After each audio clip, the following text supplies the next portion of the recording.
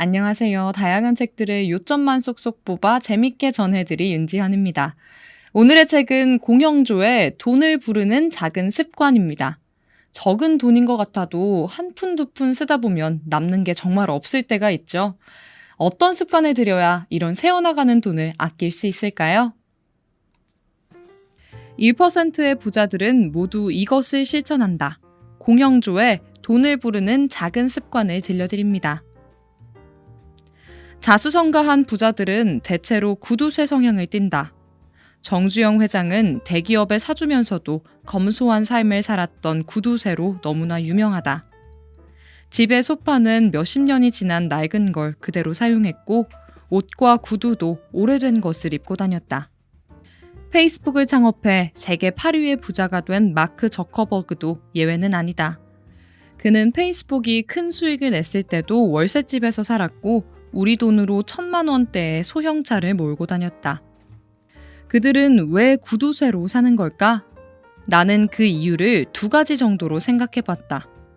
먼저 부자는 푼돈이든 목돈이든 똑같은 가치의 돈으로 생각한다. 100원이 모여 1,000원이 되고 그게 또 모여 10,000원이 된다. 돈의 가치는 금액이 많고 적음에 따라 달라지지 않는다. 또 하나, 부자에게 푼돈은 꿈을 이루기 위한 도구다. 부자가 되기 위해 사업을 하거나 투자를 하기 위해서는 종잣돈이 필요하다. 부자들은 푼돈을 모아 종잣돈을 만들고 그것으로 부를 이룬 경험을 잊지 않는다. 그러니 푼돈에 불과한 돈이라도 더없이 소중하게 대한다.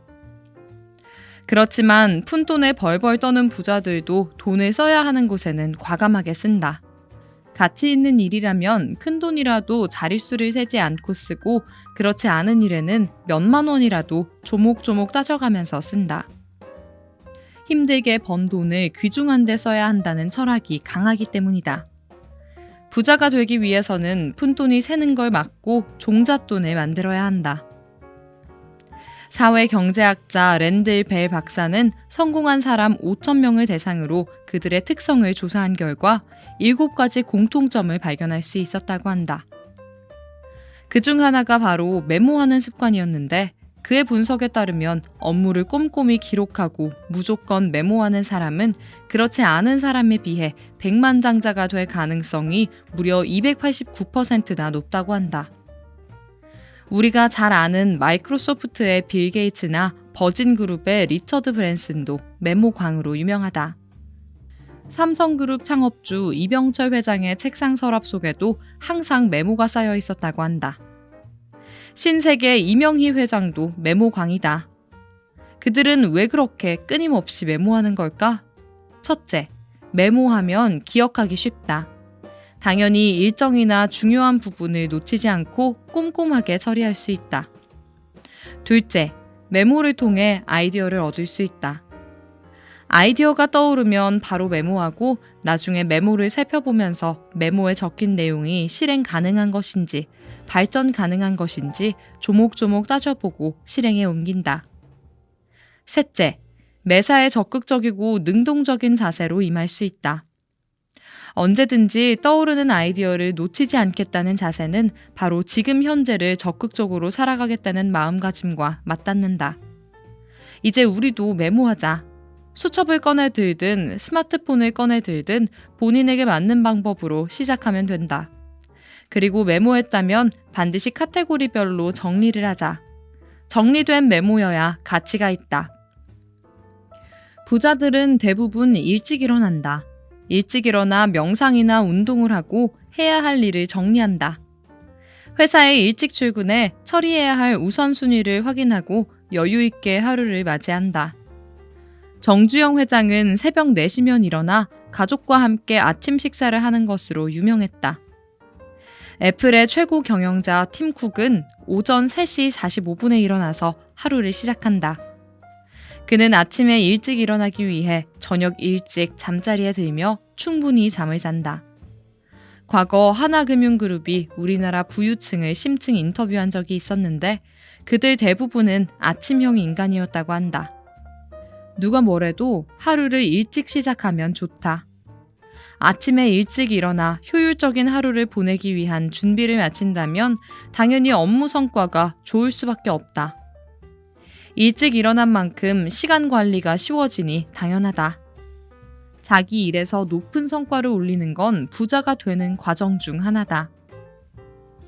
부자들의 시선은 가난한 사람들의 시선과 다르다. 특히 아이디어를 바라보는 시선이 그렇다. 그래서 막연한 생각에만 머물지 않고 실행에 옮긴다. 추진하는 과정에서 수많은 어려움에 부딪혀 실패하더라도 좌절하지 않고 다시 도전한다. 테슬라 모터스와 스페이스X의 CEO인 일론 머스크는 아이디어를 실행하는 일이 아이디어를 떠올리는 것보다 100배, 1000배 더 어렵다고 했다. 그래서 우리는 그것을 혁신이라고 부르기도 한다. 인터넷 결제 시스템 페이팔로 거액을 번 머스크는 가장 먼저 우주 로켓 개발로 눈을 돌린다. 우주 수송회사 스페이스X를 설립한 동시에 전기 자동차 개발에도 뛰어든다. 부자들은 기존 시장에서 같은 방법으로 경쟁하지 않는다. 일론 머스크도 기존 시장에서 경쟁하지 않았다. 내연기관 자동차가 아닌 전기 자동차에 주목했고 우주 로켓 사업에서도 기존의 고비용 구조에서 벗어나 초저비용 로켓 개발이라는 혁신을 이루었다. 누구나 아이디어는 떠올릴 수 있다. 그러나 누구나 실행에 옮기지는 못한다. 창의적인 아이디어로 부자가 될 수 있는지 없는지는 실행력에 의해 좌우된다. 나의 삶을 바꿔줄 멋진 아이디어가 있는가? 그럼 지금 당장 실행에 옮기자. 부자 중에는 돈 욕심만으로 사업을 하는 사람이 많지 않다. 돈은 부수적인 산물에 불과할 뿐 사업의 직접적인 목적은 아니다. 미래에셋증권의 박현주 회장은 나는 결코 돈을 보고 일하지 않았다. 투자할 때도 돈을 쫓지 않았다. 내가 쫓은 것은 바로 성취감이었다. 라고 했다.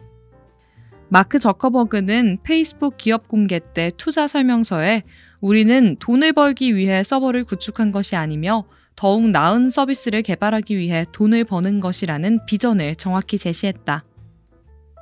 부자들은 신념을 이루고자 하는 열정을 통해 돈을 번 것이지 돈을 벌기 위해 열정을 불태운 게 아니다.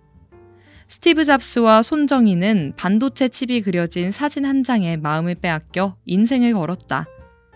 일론 머스크는 온통 우주에 마음을 빼앗겼다.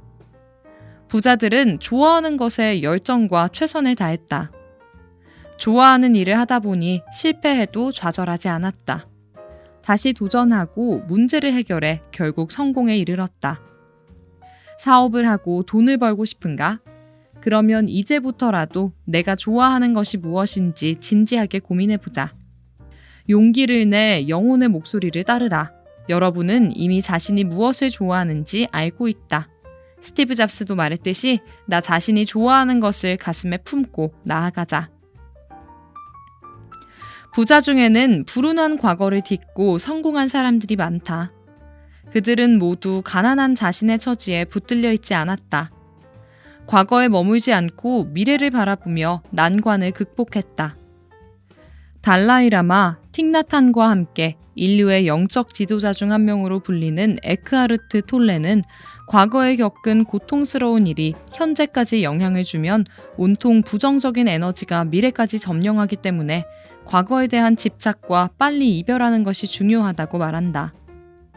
세계적인 의류업체 인디텍스의 창업자이자 패션 브랜드 자라의 창립자인 아만시오 오르테가는 가난에 굴복하지 않고 성실을 무기로 최선을 다했다.